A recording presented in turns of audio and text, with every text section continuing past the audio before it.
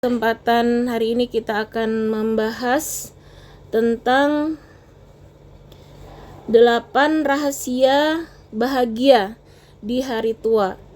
Nah, jadi ini penting ya, karena kita semua tentunya yakin ya bahwa fase kehidupan itu pasti ya akan mengalami ya, setiap orang ada yang diberi umur panjang, namun ada juga mungkin yang tidak panjang ya, tetapi karena ini adalah rahasia dari Allah ya, kita lebih baik siap ya daripada tidak mempersiapkan ya, sehingga kita di sini perlu ya mempersiapkan ketika fase kehidupan itu sampai ya pada umur panjang, misalnya diberi Allah karunia umur panjang ya, bagaimana kita tetap diberikan kebahagiaan ya, baik di dunia bahkan sampai di akhirat. Nah, itu tentu sebagaimana doa ya yang kita doa masyhur ya, Rabbana atina fid dunya hasanah wa fil akhirati hasanah wa qina adzabannar. Nah, kita ingin bahagia di dunia dan juga bahagia di akhirat, tentunya di dunia sampai di hari tua ya, kita inginnya terus dalam kebahagiaan dunia akhirat. Nah, di sini dalam Islam kita perlu pahami bahwa kebahagiaan ya di hari tua itu bukan hanya ya diukur dari kesehatan maupun harta, tetapi dari ketenangan hati ya, kemudian kedekatan kepada Allah, serta amal soleh yang terus mengalir, serta keluarga yang soleh. Nah, itulah sumber ya kebahagiaan di dalam Islam. Ketika hati kita senantiasa tenang ya, senantiasa ridho, senantiasa ikhlas ya, dan senantiasa dalam kedekatan ya kepada Allah, dan amal soleh terus mengalir ya, serta keluarga tadi yang soleh-solehah. Nah, Allah berfirman di dalam Quran surah An-Nahl ayat 70, A'udzubillahi minasyaitonir rajim. Wa minkum man yuraddu ila arzalil umur. Dan di antara kamu ada yang dipanjangkan umurnya sampai pikun. Nah, ini memang sunatullah ya, bahwa ada di antara manusia ya yang diberi umur panjang kata Allah ya, bahkan sampai pikun. Nah, karena itu kita kan tidak tahu ya, kalaupun diberikan Allah usia panjang tadi ya, mudah-mudahan kita berdoa tidak sampai pikun ya, sehingga harapan kita terus ya dalam kedekatan tadi kepada Allah dengan amal-amal soleh, dengan ibadah yang terus sadar ya. Mudah-mudahan insya Allah kalau kita berdoa mulai saat ini ya, mudah-mudahan dikarunia Allah, kalaupun kita diberi umur panjang, kita tetap sadar ya, tidak pikun, sehingga tetap dalam beribadah yang terbaik ya kepada Allah. Nah, namun di sini perlu kita mempersiapkan ya, dan persiapan ini tentunya tidak bisa hanya dalam waktu singkat ya. Jadi kita memang harus dari masa muda ya, masa saat ini, saat kita sadar, saat kita tahu ilmu ini, maka ya harus segera kita amalkan, jangan ditunda-tunda lagi, karena kita tidak tahu tadi kapan kita dipanggil ya oleh Allah, sehingga mudah-mudahan sampai akhir hayat kita senantiasa tadi mendapatkan keridhaan ya dan kebahagiaan baik di dunia maupun di akhirat. Nah, persiapan tadi ada 8 ya untuk rahasia mencapai hari tua yang terus bahagia. Yang pertama, ini kita persiapkan dari muda, memperbanyak amal soleh ya. Nah, jadi sejak muda setiap ada kesempatan ya, kesehatan ya, saat waktu luang. Nah, karena kalau sudah banyak sakit-sakitan, itu juga akan mengurangi ya kesempatan kita untuk beribadah ya, bangun malam susah ya, sholat susah misalnya kalau udah banyak penyakit ya. Karena itu mumpung masih sehat ya, kita perbanyak amal-amal soleh ya, mumpung masih diberi napas, masih diberi kesempatan, maka terus kita jangan menyia-nyiakan waktu. Ini yang penting. Kita selalu berpikir, apa yang kita lakukan ini, apa nilainya di sisi Allah? Apakah bernilai wajib, bernilai sunnah, atau hanya mubah? Nah, kalau mubah tentunya kita alihkan ya aktivitas kita menjadi hal-hal yang sunnah. Nah, misalnya makan itu kan mubah asal hukumnya ya ibu-ibu, tapi ketika makan itu kita ikuti adab ya, adab makan yang dituntunkan Rasulullah, dan kita niatkan makan kita itu supaya kita sehat, supaya kita kuat ibadah, maka berubah Bu. Nilai makan kita itu nanti menjadi pahala sunnah. Nah, kalau kita hanya stop sampai supaya sehat, supaya kenyang, maka hanya tidak ada nilainya ya, hanya mubah tadi, tidak ada pahalanya.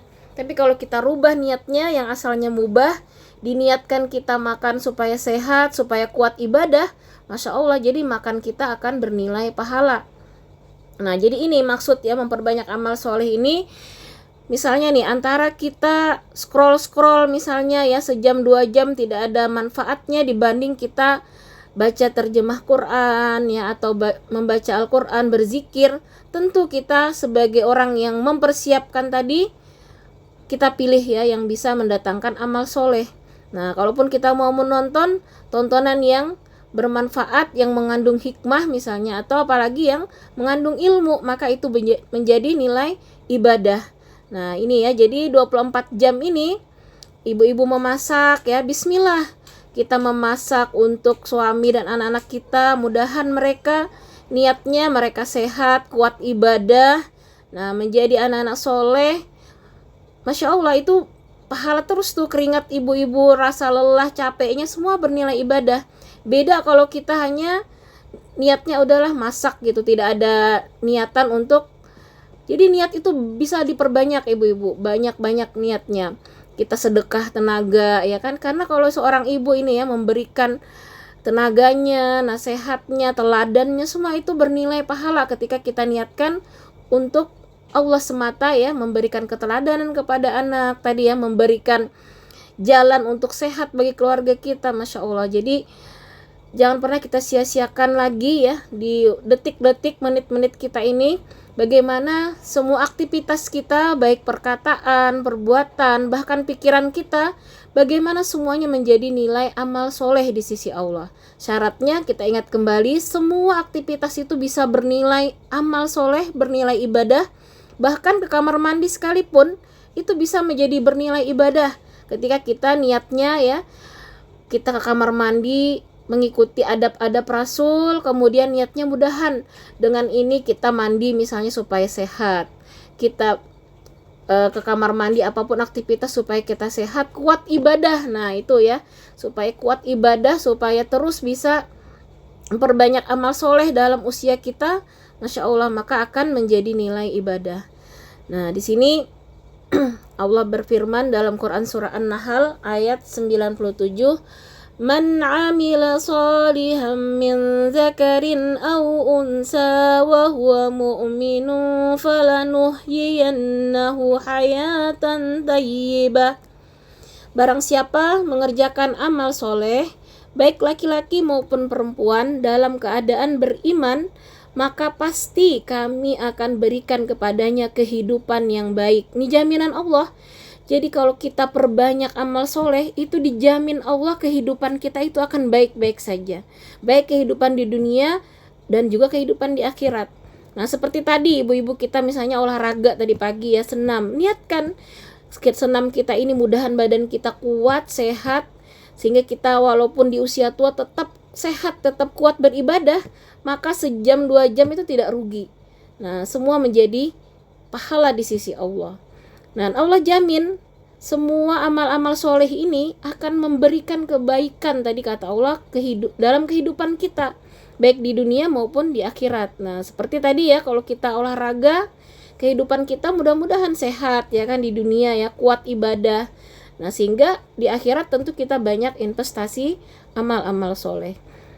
Nah ini memang kita harus dari muda ya sebenarnya ya. Kalaupun hari ini kita sadarnya ya, jangan pernah sia-siakan lagi ya, karena kita tahu perkiraan umur kita ya tidak jauh-jauh ya dari Rasulullah, sekitar 63 tahun.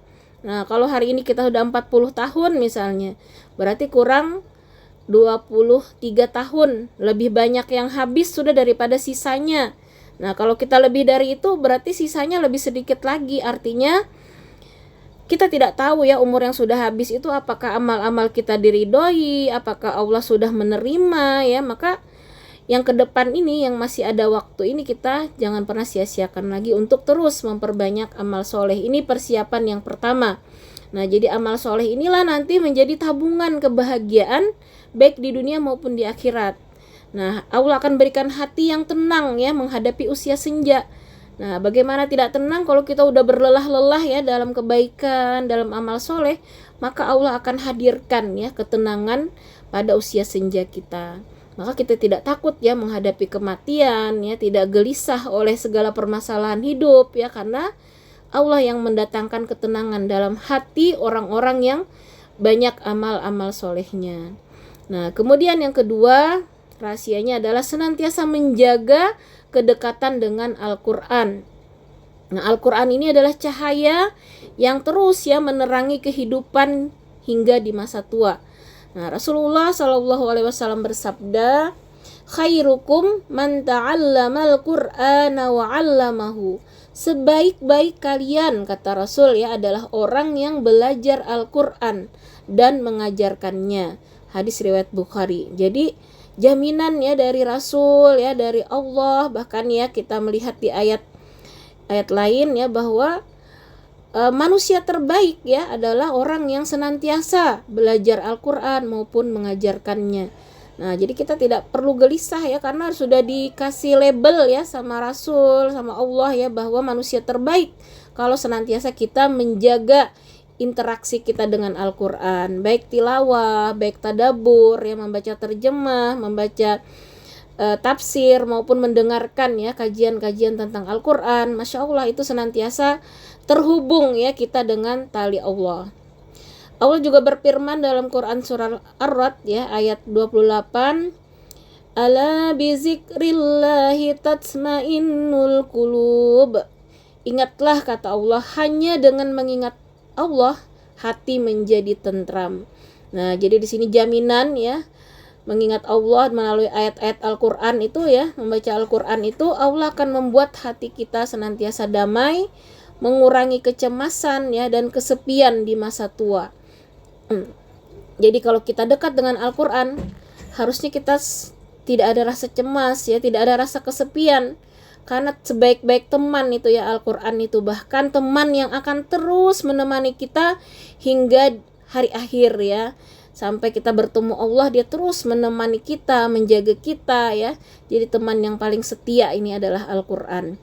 Maka dari itu nih ya, kalau kita punya kesempatan dimanapun, di HP kita itu ya sudah ada diinstal Al-Quran, baca ya ketika di pesawat, kadang itu kan lama ya, atau lagi di perjalanan kalau kita susah, kita dengarkan murotal bisa ya lewat headset gitu ya. Jadi itulah cara kita supaya senantiasa bersama Al-Quran.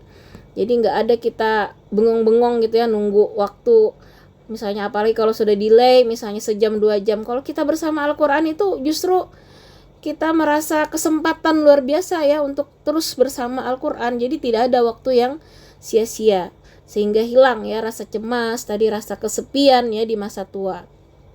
Kemudian yang rahasia ketiga, memperbanyak zikir dan istighfar ya. Jadi zikir apapun itu, subhanallah, tasbih ya, ataupun tahlil, tahmid, istighfar tadi ya, Masya Allah. Allah menjamin ya, zikir inilah akan membawa ketenangan batin. Nah, jadi kalau selama ini kok kita cemas ya tentang masa depan, tentang anak-anak, tentang hari tua, tentang penyakit, tentang apapun, maka segeralah kita perbanyak zikir ya, perbanyak istighfar, karena ini adalah obat hati ya yang akan menentramkan tadi ya, menentramkan jiwa kita sehingga tidak ada kecemasan ya, karena kita yakin semua takdir yang Allah gariskan itu dari yang Maha Tahu, Al-Alim ya, yang Maha Rahman, yang Maha Rahim, maka tidak ada yang buruk.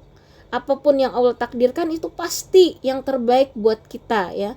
Hanya kadang kita yang tidak tahu hikmahnya, sehingga bagi kita cukup ikhlas, tawakal ya, ridho, kemudian berserah diri, senantiasa berbaik sangka kepada Allah. Kita serahkan semuanya kepada Allah. Nah, Allah berfirman di dalam Quran surah Al-Ahzab ayat 41, ya ayyuhallazina amanu zkurullaha zikran katsira. Wahai orang-orang yang beriman, berzikirlah kepada Allah dengan zikir yang sebanyak-banyaknya. Ya, jadi Allah perintahkan kita berzikir sebanyak-banyaknya. Rasulullah juga bersabda di dalam hadis riwayat Abu Dawud, man lazimal istighfar ja'alallahu lahu min kulli hammi faraja. Barang siapa membiasakan istighfar, Allah akan memberikan jalan keluar dari setiap kesedihan. Nah, Masya Allah, jadi istighfar ini banyak sekali manfaatnya. Jadi banyak-banyaklah istighfar, karena kita tidak tahu saat kapan ya kita diampuni dosa-dosa kita melalui istighfar tersebut. Sehingga ini bagus sekali dalam setiap kesempatan, karena apapun permasalahan hidup ya, ternyata bisa solusinya dengan perbanyak istighfar. Nah, Allah akan hilangkan tadi kegelisahan ya, akan timbul optimisme ya, optimis dan harapan ya, sehingga orang yang punya harapan itu hidupnya akan lebih baik ya. Nah, ini mungkin cerita ya sedikit. Ada seorang yang diponis ya gagal ginjal dan sudah sangat parah, sehingga dia harus ya donor ginjal, harus mendapatkan donor ya, seorang wanita. Nah, namun sudah mencari ya kemana-mana tidak ada, sampai dia membuat sayembara ya, siapa yang mau mendonorkan ginjalnya dia akan memberikan imbalan yang berupa uang yang sangat banyak ya, kemudian dia juga akan mengabulkan ya permintaan dari orang tersebut. Nah, ternyata ada seorang laki-laki ya yang sakit parah ya, kanker stadium akhir ya, yang sudah hampir tidak ada lagi harapan hidup. Nah, karena dia niatnya ya sudahlah mau menolong ya, daripada hidupnya juga biar bisa bermanfaat, dia mau mendonorkan ginjalnya kepada perempuan tersebut. Nah, perempuan ini sudah memberi banyak tadi ya harta, dan dia juga bersedia ya untuk merawat laki-laki yang sekarat ini ya, dan dia menjadi istrinya ya, dia menikah akhirnya dengan laki-laki tersebut. Nah, akhirnya mereka hidup berdua ya, karena saling merasa tadi membutuhkan ya, yang perempuan ini merawat dengan kasih sayang ya, karena merasa dia diberikan harapan ya untuk hidup, dan laki-laki ini juga senang karena dia ada yang memperhatikan ya, di akhir-akhir kehidupannya dia mendapatkan kebahagiaan. Akhirnya mereka ya lupa ya dengan penyakitnya, yang ada harapan kebahagiaan ya. Tidak berapa lama ternyata dua-duanya diponis dokter semuanya sembuh.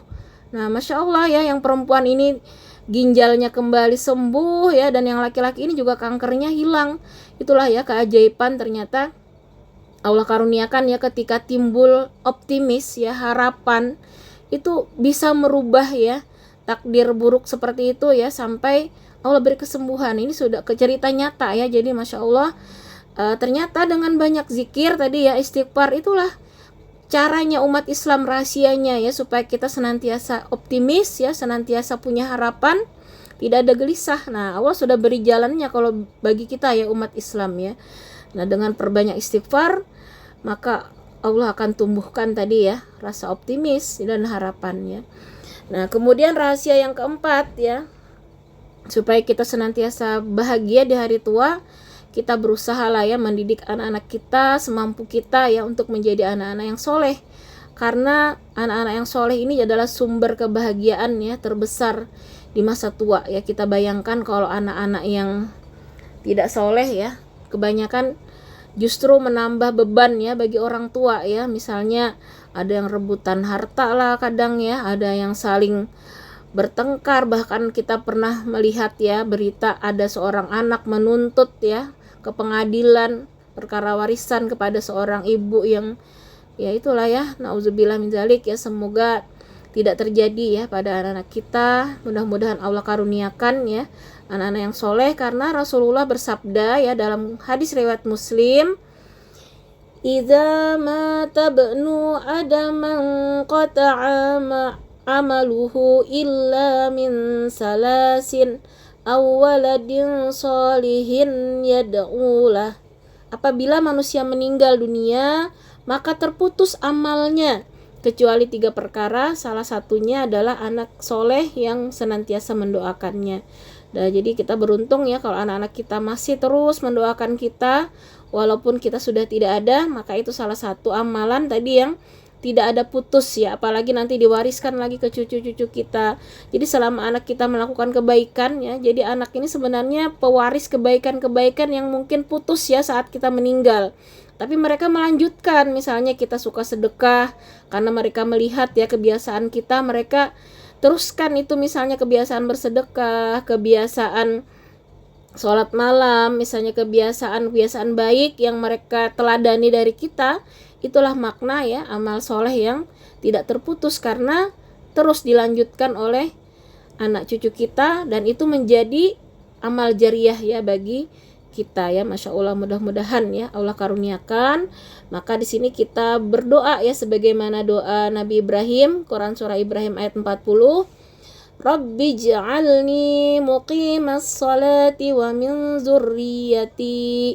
Ya Allah, ya Tuhanku, jadikanlah aku dan anak cucuku orang yang tetap melaksanakan sholat.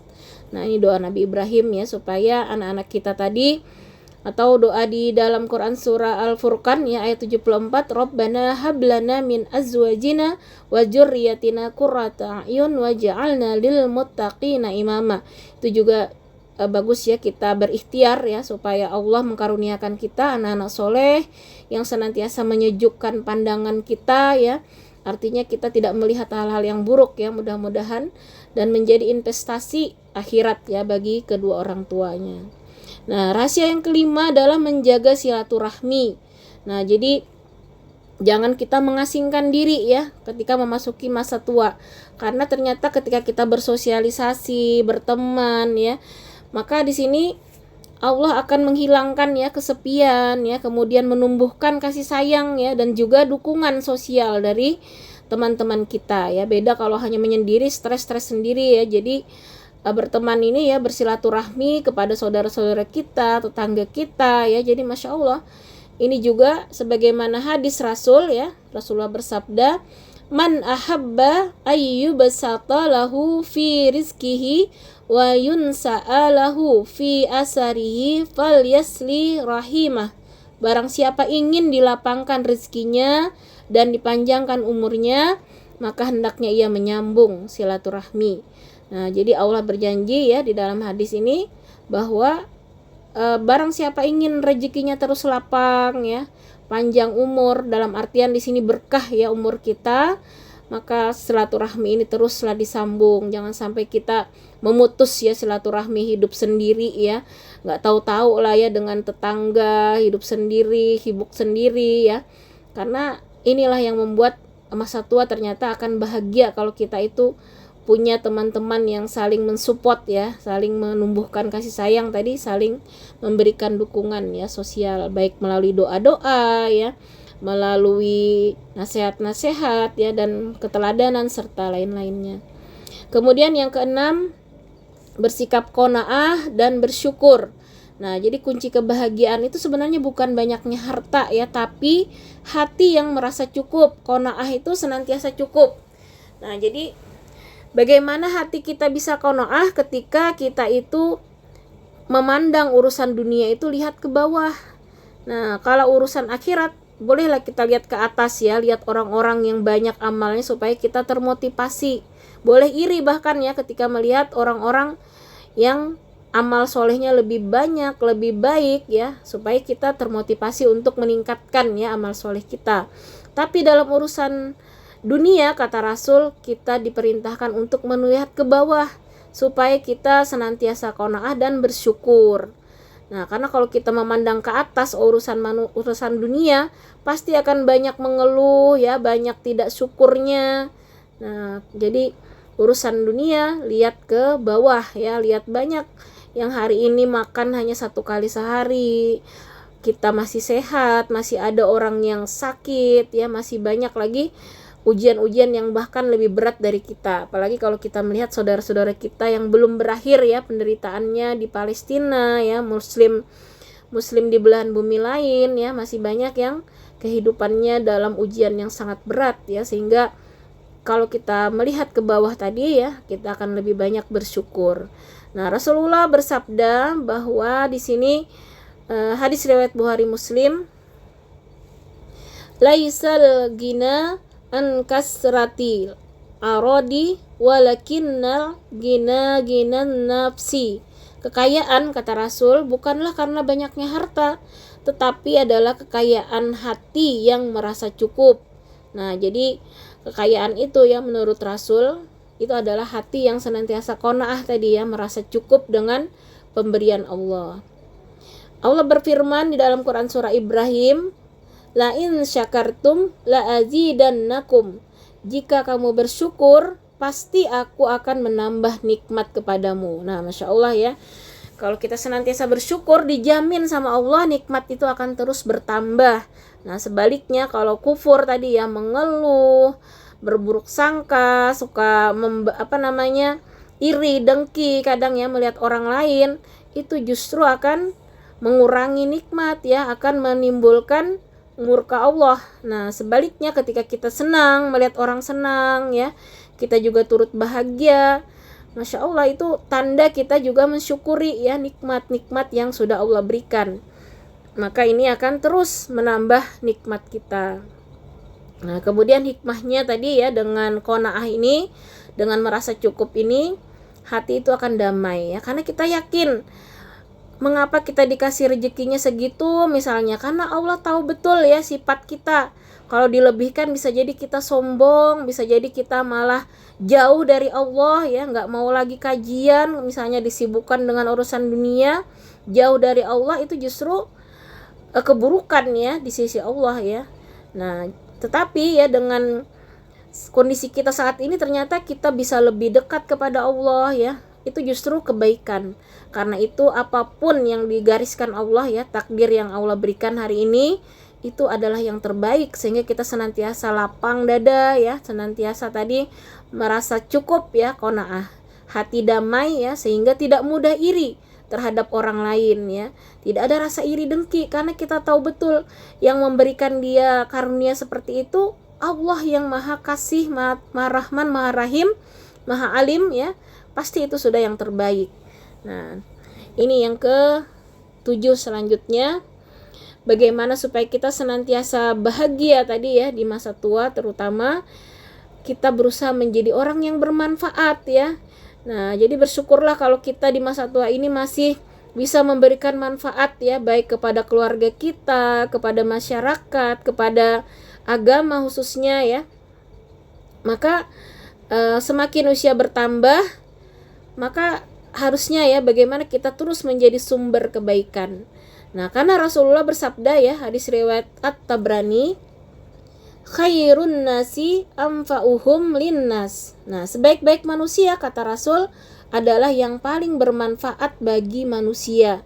Nah, jadi bersyukurlah kita ya kalau masih bisa memberikan manfaat kepada anak cucu kita, kepada tetangga kita, kepada agama, kepada negara ya.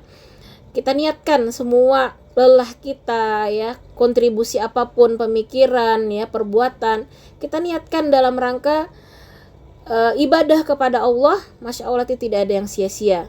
Maka semua usia kita menjadi berkah tadi ya, itulah yang dimaksud ya, usia berkah itu ketika kehidupan kita ini memberikan kebaikan ya, menebar kebaikan. Nah, hidup akan bermakna ya, kemudian dan terus mendapatkan pahala yang terus mengalir. Nah, ini berusahalah kita menjadi orang yang senantiasa bermanfaat. Dan yang terakhir ya, bagaimana rahasianya supaya kita bahagia tadi di masa tua? Perbanyak doa ya, doa memohon husnul khatimah. Nah, jadi terutama di sujud kita ya, di sujud terakhir itu bagus ya. Allahumma inni as'aluka husnul khatimah. Nah, kita minta Allahumma inni as'aluka husnul khatimah. Kita perbanyak itu saat sujud akhir ya. Karena kebahagiaan abadi ini ketika ya kita hari tua, ditutup usia kita dalam kondisi husnul khatimah ya. Artinya kalau husnul khatimah itu pasti sudah ya, dipastikan di yaumil akhirnya itu akan mendapatkan karunia yang lebih banyak lagi ya, surga, kenikmatan-kenikmatan yang terus ya. Dan sebaliknya kalau akhirnya su'ul khatimah itu justru kesengsaraan ya di fase-fase berikutnya. Karena itu perbanyaklah kita tadi saat sujud akhir itu kita banyak yang meminta husnul khatimah. Nah, ya ayyuhallazina amanu taqullaha haqqa tuqatihi wa la tamutunna illa wa antum muslimun. Wahai orang-orang yang beriman, kata Allah ya, bertakwalah kepada Allah dengan sebenar-benar takwa, dan janganlah kamu mati, kata Allah, kecuali dalam keadaan muslim. Nah, sehingga di sini kita perbanyak doa ini ya. Allahumma ahsin akibatana fil umuri kullaha wa ajirna min khizyil dunya wa azabil akhirah. Ya Allah, perbaikilah akhir urusan kami dalam segala hal, dan lindungilah kami dari kehinaan dunia serta azab akhirat. Nanti saya bagikan ya materinya, jadi kita bisa baca nanti ya di setiap ada kesempatan, terutama di setelah sholat itu ya, tempat-tempat yang mustajab ya, antara azan, iqomah ya, ataupun menjelang kita buka puasa ya. Kalau kita mengamalkan puasa sunnah itu banyak-banyaklah doa-doa yang terbaik ya.